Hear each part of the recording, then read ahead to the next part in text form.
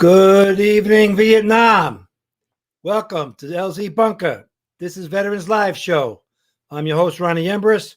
I served with the 101st Airborne Division in Vietnam from December 1967 to December 1968. Tonight's guest is the former president and founder of the Vietnam Veterans Memorial Fund, Jan C. Scruggs. What an honor this is going to be. Jan Scruggs served with the 199th Light Infantry Brigade in Vietnam. Years later, Mr. Scruggs decided that those who lost their lives in Vietnam deserved to be honored with a national memorial, and that is exactly what he did. Through his hard work and dedication, the wall became a reality. Starting with his own donation, he laid the groundwork, organized the funding, secured the land, and took charge of building the Vietnam Veterans Memorial in Washington, D.C., which was dedicated on November 13th, 1982. Mr. Scruggs will discuss how the Vietnam Veterans Memorial came to be, how the memorial has affected so many veterans and families, and what events will be taking place in Washington this year, and much more. We will speak to Jan in a few minutes, but first I'd like to let you all know that this program is brought to you by Fallen Never Forgotten, Vietnam Memorials in USA. Fallen Never Forgotten is a Vietnam Veterans Memorial book, a tribute to those who never made it home from Vietnam. Visit fallenneverforgotten.com for more information or to purchase your book. And let's go to the headlines. Okay. Memorial Day is just around the corner, and we will be streaming live the Veterans Live Show from Washington, D.C. We also be doing live streaming events and doing interviews. So if you see us, pop in and you get on a show or something. There you go. Stay tuned for our Facebook pages and subscribe to the Veterans Live Show YouTube channel so you can tune in and see if you are in D.C. or when you're in D.C. and you can stop by and say hello. Let's go to the Vietnam Timeline segment.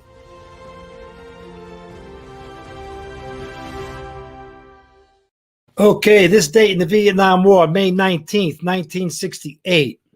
Operation Mameluke Thrust was the 1st Marine Division attack into the valleys west of Da Nang and around the Trong Duc camp. The operation lasted nearly 6 months, resulted in 27 North Vietnamese killed and captured 2,700, did I say? Yeah, 2,728 PAVN killed. Wow. And 47 captured, U.S. losses of 269. The number one song on May 19th, 1968 was Tighten Up by Archie Bell and the Drells. Remember that? Yeah, my God, that's 50 years ago already. Wow, it's crazy. This date in the Vietnam War, May 19th, 1970. A PAVN rocket attack on Pleiku Air Base destroyed an EC-47 and damaged 2 more. The number one song on May 19th, 1970 was American Woman by the Guess Who. Guess Who? Get it? Guess Who? Okay, let's go on to the photo segment.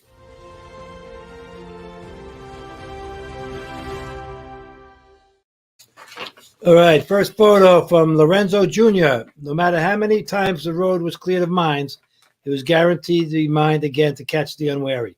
Amen. Where might this be, Lorenzo? Could you give us a comment at the end of the show, or you can set it in any time right at the bottom of the page? There's questions or comments.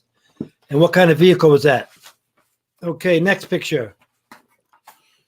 Roland Strachwitz, U.S. Marine, helps his wounded comrade blinded while fighting against the NVA, crossing flooded fields to a medevac area in the Khe Sanh Valley, where elements of the 5th Marines repulsed repeated attacks from the communist troops. Operation Swift. There you go. That's a tough one, man. Boy. Next picture. Tom Triggs, Thanksgiving in July, 1966. Sea Rats ham and beans. That was my favorite. You could always get ham and beans. Nobody wanted them. That was crazy. Okay. Salvatore Gallo. What is that, a dog? Okay, let's find out. The picture by the waterhole was taken at LZ Ross. The site was rocketed the day before. Fortunately, no one was there. Of course, we always had to check for leeches. I guess that's an animal. What kind of animal is that in that picture? Next picture. From Herman Woodrow Hughes. Sometimes I get the impression that the Vietnam vets think only enlisted men did any real fighting or work. Maybe thinking officers just sat back in safe areas or on ships these pictures I took show the opposite, occasionally at least. There you go. Good. Here's a card of the week. Vietnam split. There you go. This is when they founded both nations. After the defeat of the French at Dien Bien Phu, an agreement was reached at the Geneva Conference on July 21st, 1954. It was a temporary solution creating a North and South Vietnam by dividing the country at the 17th parallel. Elections were to be held in July 1956. Hold on a minute, Matt. It says a temporary solution. Now, the war really didn't start with us, with the what do they call those guys? Those guys who go in first, whatever they were. That was in 1959, maybe even earlier, and still came to no solution. But okay, what are you going to do? There you go. All right, let's bring our guest in, Mr. Jan Scruggs. Nice to meet you, Jan.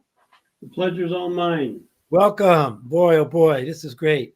Last time we saw each other was 2 years ago. Yeah. There you go. Wow, check that out. Yeah. I still got that same shirt. I got it on now, and you got the same. We both get better looking with age. It's unbelievable. And you're right. You got better haircut too. Yeah. All right. So, what are we going to do here? Boy, oh boy, this is amazing that the Vietnam Wall. When I first went there, I was so in awe, and I was so afraid to step on eggs. You know what I mean? It was like chilling because it was, for me, it was 14 years later when I got home. 68, December 67, 68, yeah, to November 82. But after a while, you broke in. I broke in there, and it took me 40 years. Every year I go, at least once and maybe twice. I could not get through that walk, the first walk on the weekend, without breaking down. And this, I think it was last year, it was the first time, last year, one of the 2 times that we went. And that's my experience there. So, what brought this into pass? How'd you do this thing? How did I do this thing? Well, I was, of course, in the Vietnam War and got wounded once, and came back, and took me a while to kind of get straightened out. I had PTSD. I mean, to some degree, it affected my life. I almost blew my brains out with a .38 revolver. And, I was 21 years old, and I'm going through college. I'm working as a janitor part-time. And I just said to myself, I don't really need this. I think I'll just check out. And I pulled the hammer back and then decided not to do it. So wow. If anybody out there is considering shooting themselves, don't do it. Bad idea. You hurt a lot of people in your life. So be a good soldier and man up and do what you need to do. Somehow or another got straightened out and became an expert on post-traumatic stress disorder when I was getting my master's degree in psychology at American University. And I did some research, found that the higher the amount of combat that someone saw, the more sort of psychological difficulties the person had. The more likely he had a divorce.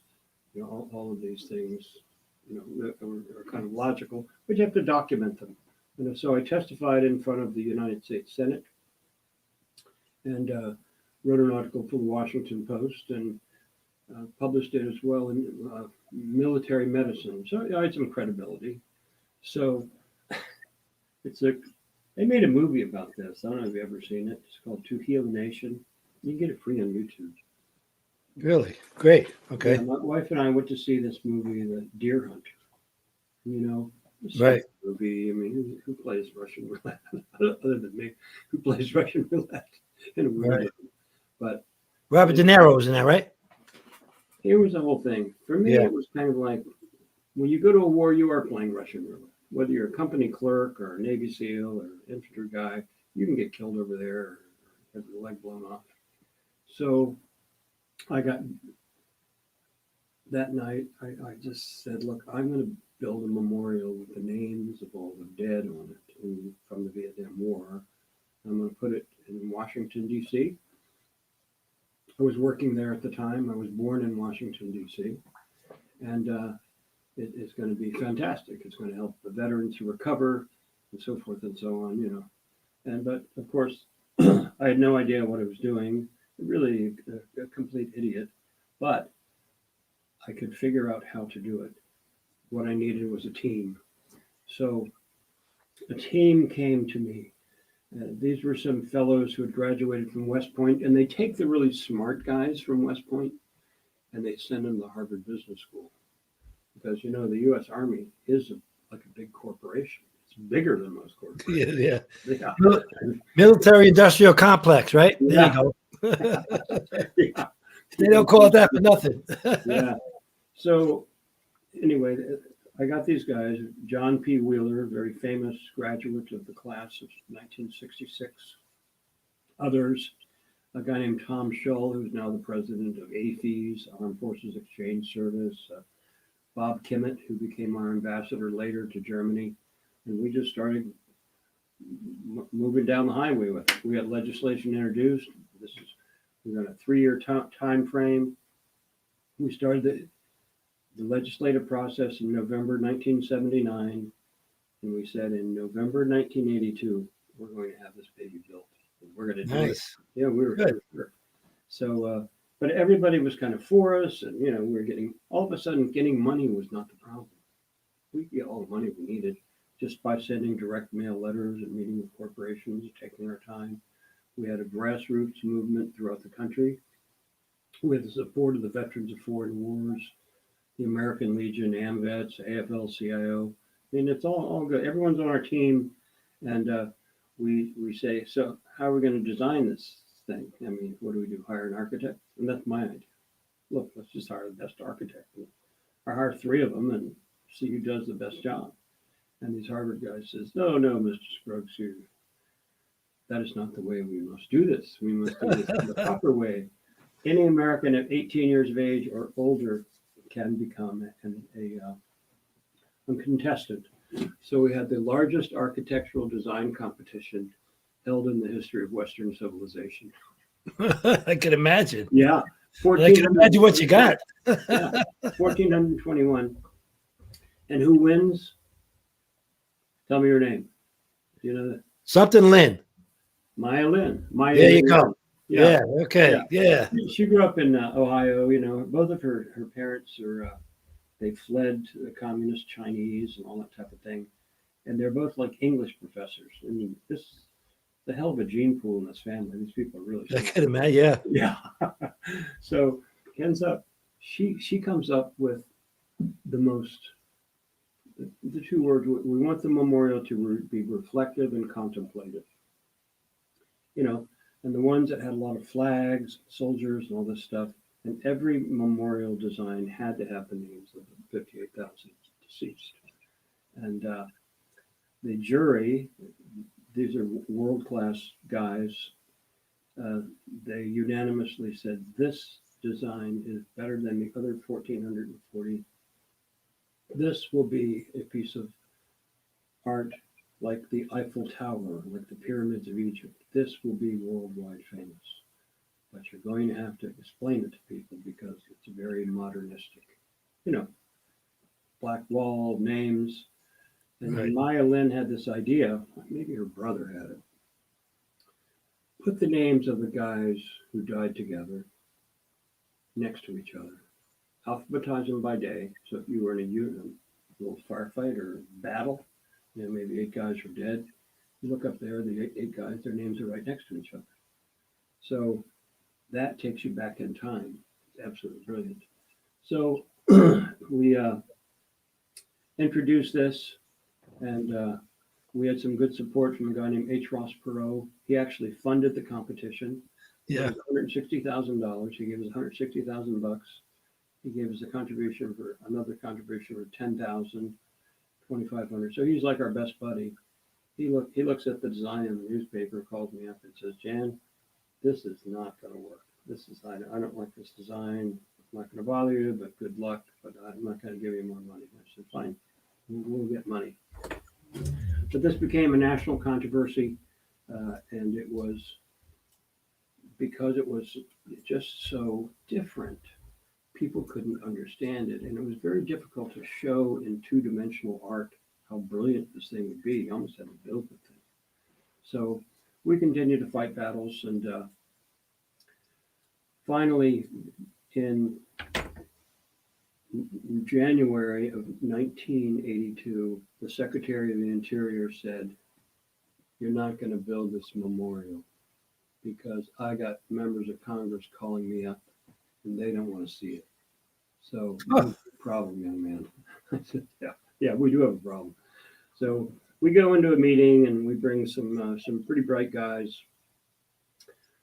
A guy named General Michael S. Davison, who was a big World War II hero, and he was a superintendent at U.S. Military Academy at West Point. And we had our, people of status. And then the opponents came in and they read things into this design that weren't there. Like, a psychiatrist has a Rorschach ink blot test and they show you the little ink blots and what does this look like? Everyone looked at it and they read things into it. Said, the V, this is the peace sign. This is the memorial for Jane Fonda. This is a memorial, because it's black, you're saying that the Vietnam War was wrong. No, not really. Wow, all of this stuff, huh? In there, yeah, and they kept piling on. And I'll tell you what, if this was happening today, we never would have made it, because you didn't have Twitter and Facebook and all that stuff back then. Right. People had to go to a fax machine, write an article in newspapers. So we were still making progress. But as we were stopped, we'd gotten all the federal approvals we needed. If we could get this groundbreaking underway, they couldn't stop us from building it. And these guys were willing to try anything. So we go in there to pick up the construction permit. We make a deal. General Michael S. Davison says, look, this is a modernistic memorial. We need a traditional element. What about the American fighting man? And Ross Perot says, yeah, like at the Infantry Museum, the American fighting man.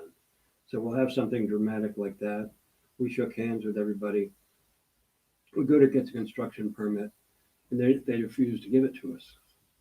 They say, no. Says, don't you understand that the Secretary of the Interior has received 22 phone calls this morning from congressmen demanding that he not give us a construction permit? Why don't you gentlemen just move along? So I wasn't there. I would have went batshit. But we had a very good guy named Tom Shull, again, Harvard graduate, West Point graduate, top of his class.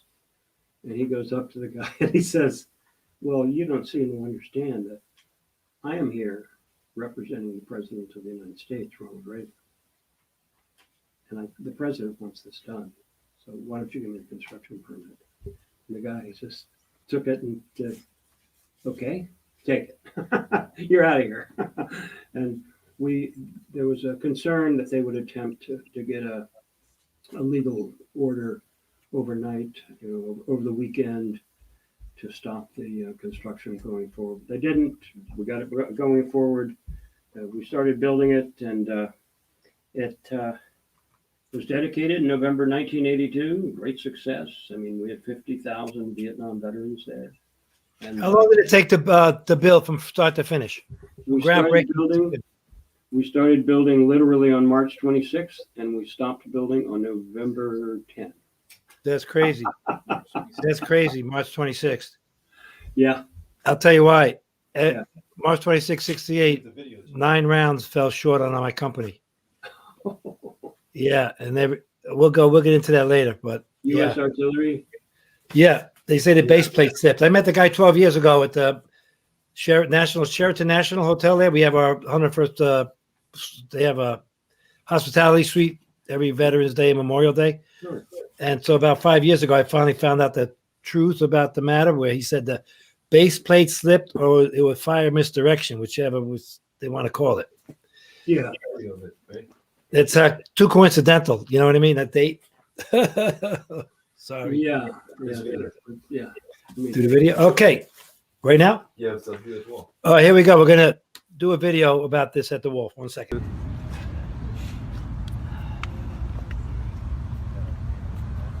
Okay, here we are. Vietnam Wall in Washington, D.C., 2018. I want to name off some of the 13 guys who got killed from friendly fire incident.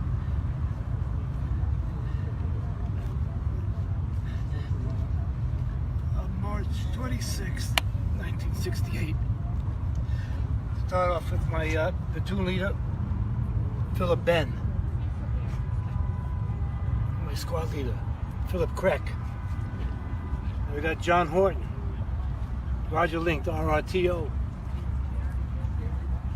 Glenn Hubbard, my good buddy from Massachusetts, Wayne Kruger, Michael Campos, John Barnes, John Horton, Jack Derrico, Hoyle Terry Jr., good country boy from Tennessee. I can't find the rest of them. Along with that, Alvin Gibble. Along with those 13 who got killed, there was 22 wounded as well. Never forget my brothers.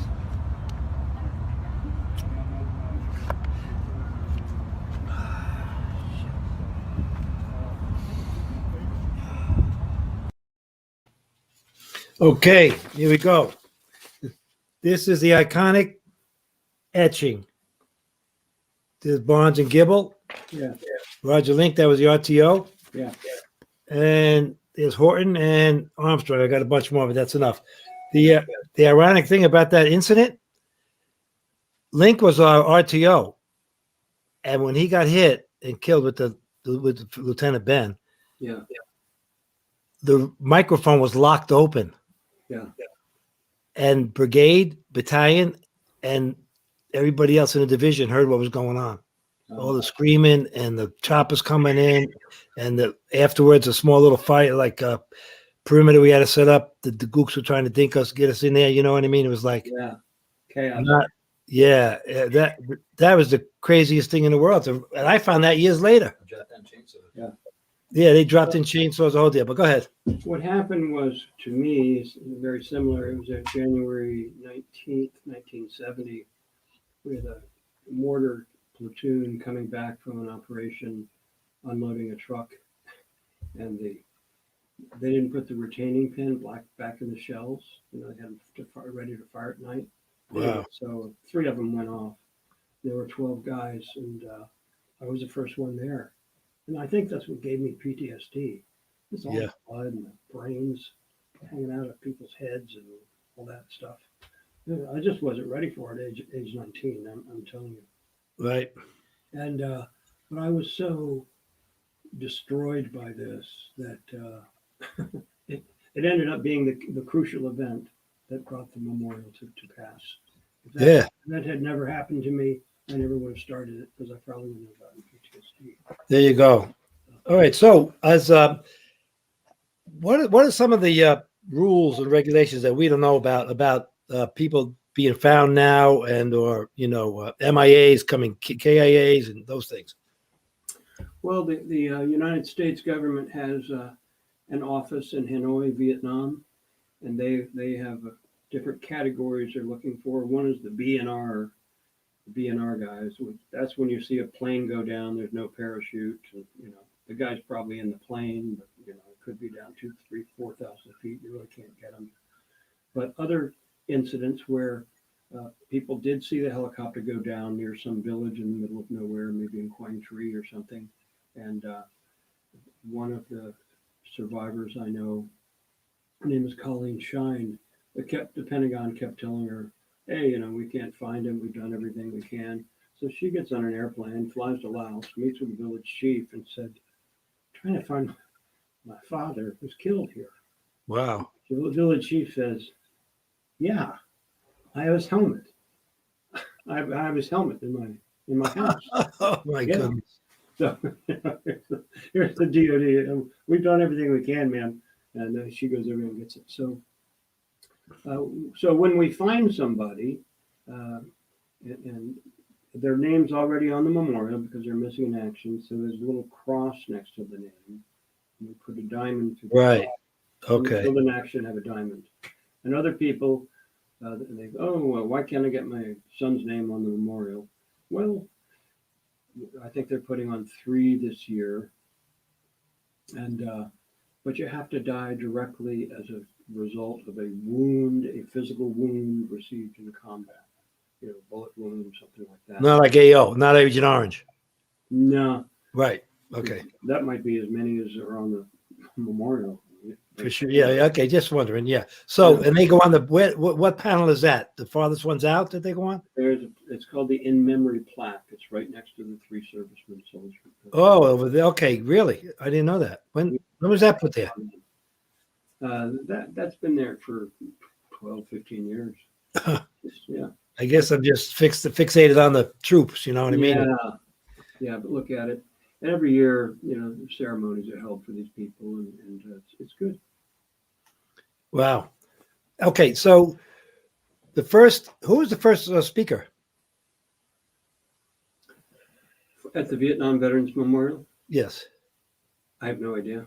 Okay. I don't even get invited to these things. There you go. Don't let the boy hit you in the butt. You know what I mean? Yeah. But I know that I got a lot of good buddies with Walt Sides and the people with Rolling Thunder. Right. Yeah. New York Mike and a lot of characters like that. And they're a lot of fun. And they're going to be having a modified Rolling Thunder. They're going to start at the DC Stadium. It used to be the football stadium. Now it's going to be renovated. Right. Mostly soccer. They'll make the run around Washington. It's a really nice event. Are they? Is Good Thunder Alley going to be open? I'm almost certain it will. Great. A very good advocate there. A guy named Walt Sides, who's a Marine first sergeant, a big guy, and full-blooded Cherokee, by the way. Very interesting fellow. Laura's very nice too. His wife. Laura Sides. She does a great job. Yeah, she does a New real Yorker too. I think she's from Long Island. Oh, really? Okay. At Thunder Alley. We have a video here. Yeah. We did? Yeah. Oh, yeah. We're going to show the video. Okay. We're going to show the video now. Let's go. Here we go. Hey, Scruggs. Hey, Scruggs. Ronnie Embers. Yeah. Go on with Embers. They don't meet a lot of Embers. No, about 6 of us with the male side. Is that right? Probably in the entire country. Probably, yeah, maybe midway. This is our project called Fallen Never Forgotten.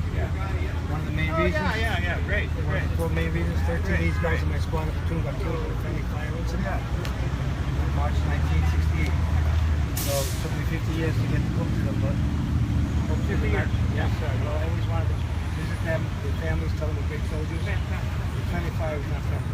Yeah. So these guys right here. Yeah. That's why, like, even in the center of the book here, I'm doing the rubbings on the wall. Yeah.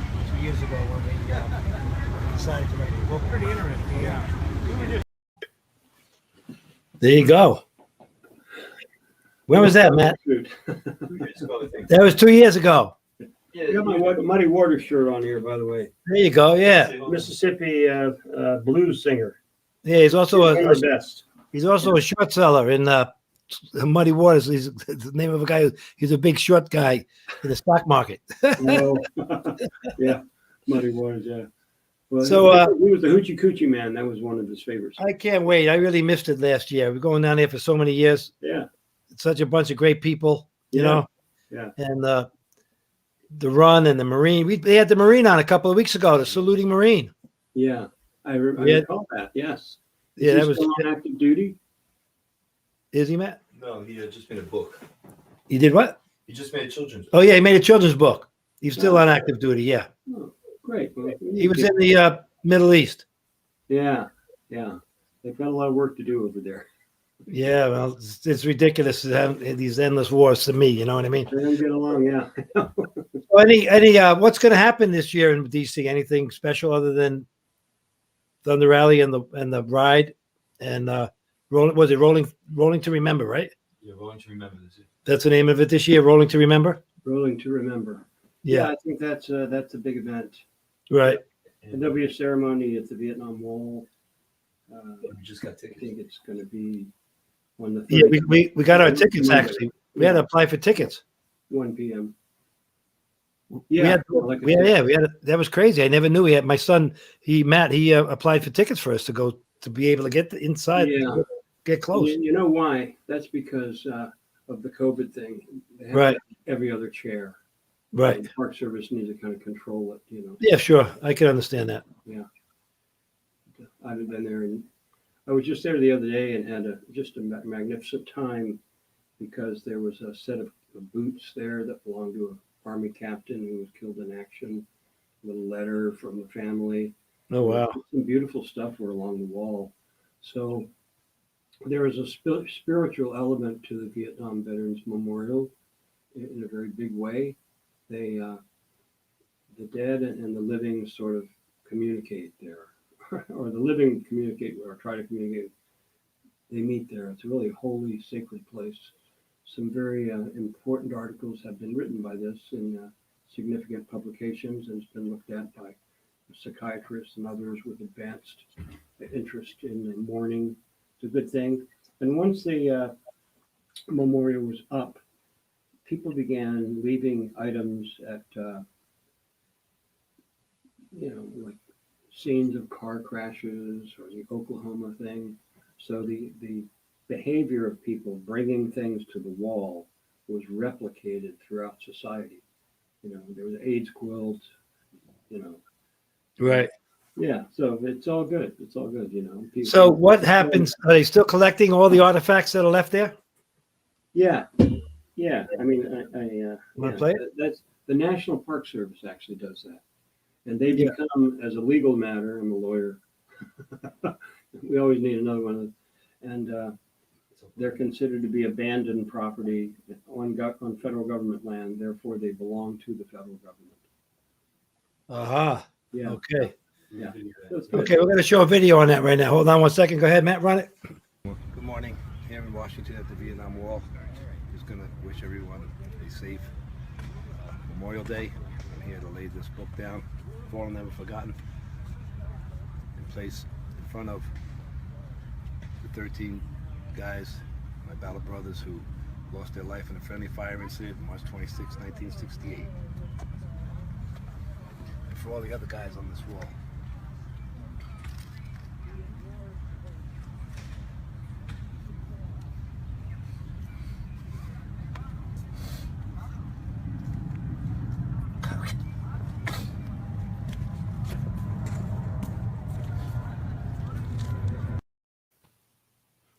Yeah, so all of those things and they just keep them? Yeah, they really do, and they're stored in acid-free containers in a controlled temperature environment. And from time to time, an organization will come along, or a museum, and they'll actually have a curator, maybe have Native American items, and the items change in their Right. nature, sort of decade by decade. I mean, this memorial, believe it or not, was built in 1982. That's a long time ago. Yeah, well, Yeah. 40 years. Yeah, 40, every decade. 40 years, whatever. Every decade, different types of items are left there. Oh, absolutely, yeah. That's I guess they have the, what do you call it? The in vogue item. whatever's in vogue. Yeah, Yeah, you see a lot of boots sometimes. Other times you see people, I've seen drawings and Yeah. the wreaths don't stay though, do they? The wreaths, they go, flowers? Flowers, no, they get tossed. Yeah, okay. Are we doing Yeah. wreaths this year? There's It really, there's a it really- Harley Davidson. Somebody left a Harley Davidson there too. really? They Yeah, walked bunch it down in there. of bunch of guys from Wisconsin actually built it. Very nicely milled parts, and it's beautiful. And they said, here's the thing: it can never be started until all of our POWs are back from Vietnam. Wow. How many are still missing? Political statement. Pardon? How many do you think are still missing? Well, there are about 1,400 on the memorial. They're all missing. The question is, how many of them really have a good opportunity to be recovered? Right. And, I think they might, over the next 5 years, they might get another let's say 35 a year. But it's a pretty serious effort. Yeah, they got an office in Hanoi. They got some Army officers there. They don't wear their military uniforms. But the Vietnamese are very helpful. You know, for them, death is part of their culture, and they don't really hold grudges, you know, the way Americans do or Europeans. Right. Yeah. I did 10 trips there. I took a lot of very wealthy Vietnam veterans there. But I raised a lot of money when I was working, which I'm not anymore. And but we were in the Khe Sanh province primarily. We removed ordnance, unexploded ordnance, and you know, we hired the Vietnamese to do it and got them the certification they needed from the UN. We got money from the State Department.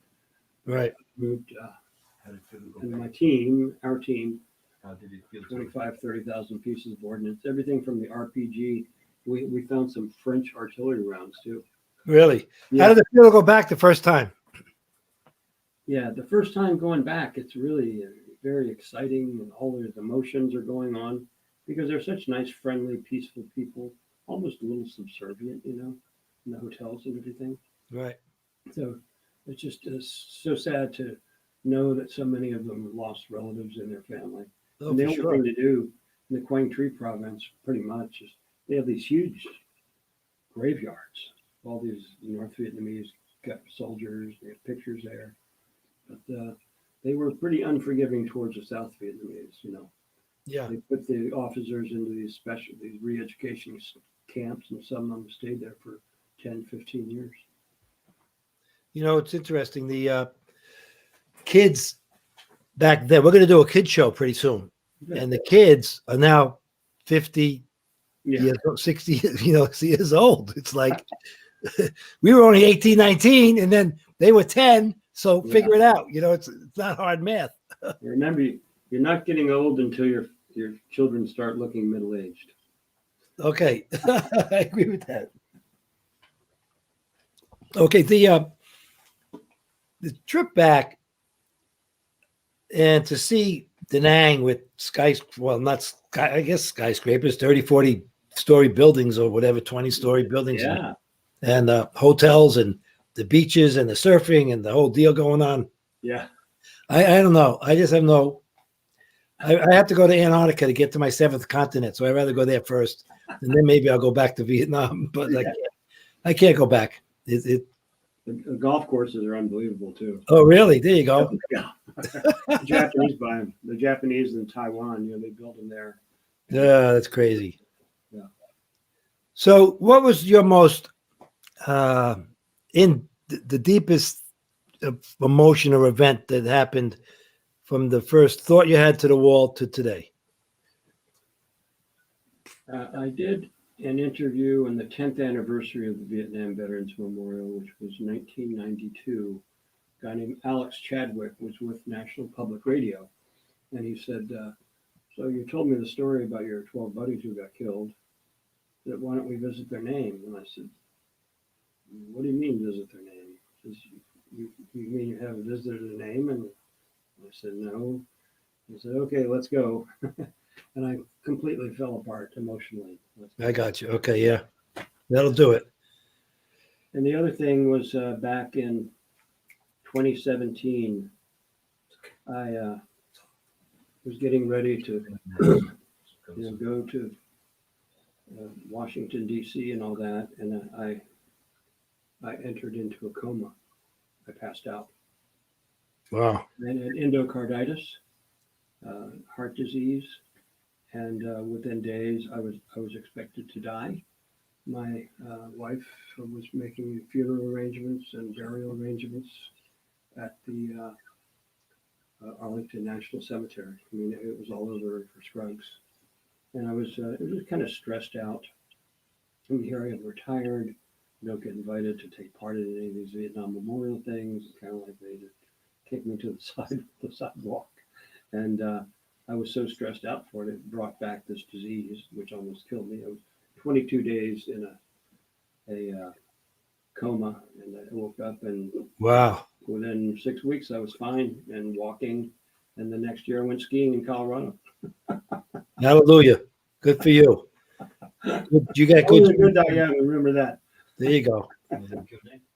Okay, so pretty soon here, are you going to visit? We're going to see you again in Thunder Rally. Yeah, you're going to make the trip in there. Yeah, I can make. Stop by and say hello. Yeah. All right, Yeah, I'll make sure Walt Sides gives you a spot. good spot. Yeah. Well, all spots are good. Yeah. As long as you have good stuff. You know, we can't miss it. We do fine. The restroom was the best spot. Yeah, actually, yeah. When they put us in the back by the two restrooms, by the two outhouses, everybody came back there. It was great. Yeah, man. We Yeah. first said, "Oh no," then said it worked out pretty good. Yeah. Okay, so what are we gonna do, Matt? Okay, we got a question and answer session coming up. Here we go. Hopefully, we got some. First question.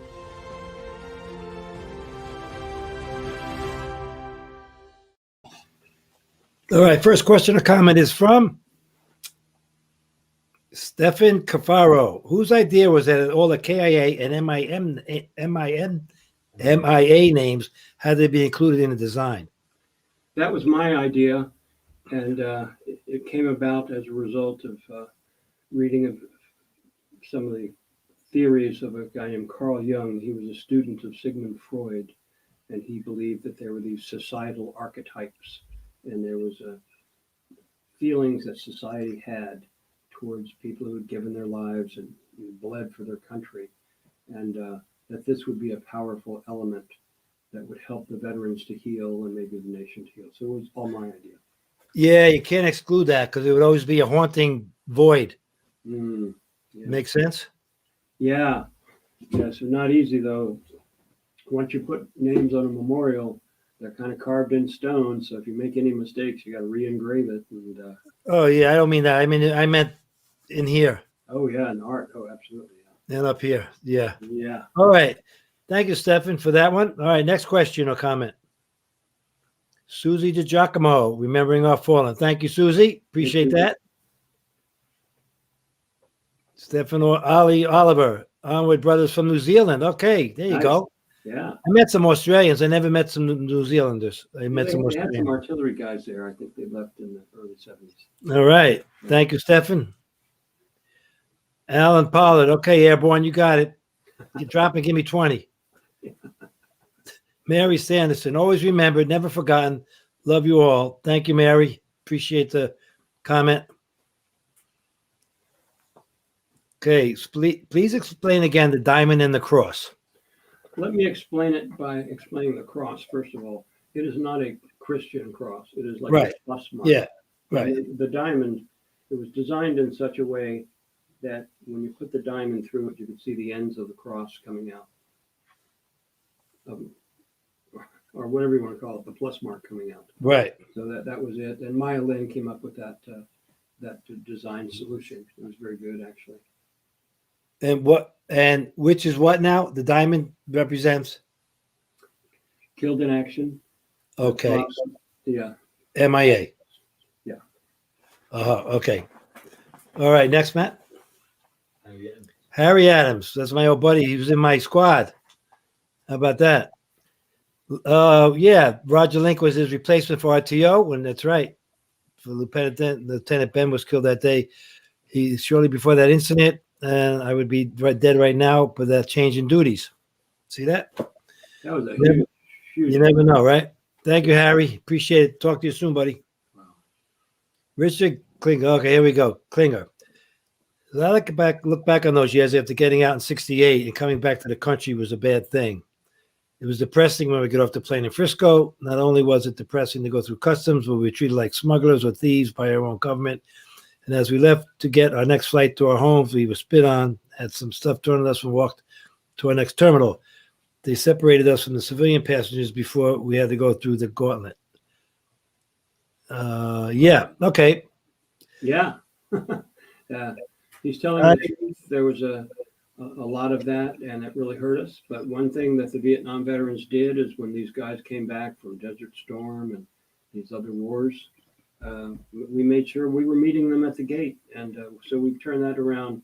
And the mantra which we came up with was, we're going to separate the war from the warrior. Right. against the war, but this is the guy next door who risked his life. Don't take it out on him. He didn't start it. Yeah, I got you. Yeah, I hear you. All right, what do you got next? Anything? Last one. Last one is from John Sabia. Oh, no, we got one more. Wait, okay, sorry. Love all you Vietnam warriors. Thank you, John. Appreciate it. Yeah. Thank And I you. got one more from Rini C. Is Maya Lynn still alive? If yes, does Yeah. she get the Yeah. More. She lives in New York. She got 2 children. Beautiful woman, and her husband died unfortunately a couple of months ago. She's still very young. She doesn't get to Washington that often, but when she does, she certainly gets to the wall. She usually gets recognized there, and she was the victim of a lot of hatred. really? Yeah, because she's Asian American. Oh my God, yeah. That's crazy. And I wouldn't put up with that. I told her. It's always something, you know what I mean? It's gotta be something. Yeah, you can't make everybody happy. Yeah. And it's never gonna be that way until the time comes Yeah. to whatever's gonna happen. Yeah. If you know what I mean. All All right. Your years. Is that it, Matt? Okay. Jan, thank you so much. We appreciate it. We're gonna see you down at the Thunder Alley. Yeah. God bless you. And we can watch this will be on YouTube as well as Vietnam Veterans Photo Club. Great. And there you go, bro. So hang in there. Thank Yeah. you. Keep God up bless the good you. work. And welcome home. YouTube group. Hey, thank you very much for visiting our show tonight. See you next week with another intriguing guest. They're getting better all the time. We got one more comment came in. Oh, we have one more comment. What do you got here, Matt? Jason Schuster. I finally bought this book. My father, Spec Ford Richard Russell, served with the C First 2-7. That's 101st and Tiger Force. So yeah, 101st from 67 to 69. He passed away to Agent Orange on 7/23/17. I'm very lucky. I'm very lucky to have picture stories. I know his medals and have talked to a few of his brothers. Ronnie Emrys, I know you signed the book, but can you add a little thank you to Rick? You both chewed the same mud in A Shore. Sure, man. No problem. Just send the site a name, address, phone number, whatever, and talk to me in person. Okay. Thank you very much. God bless you and welcome home.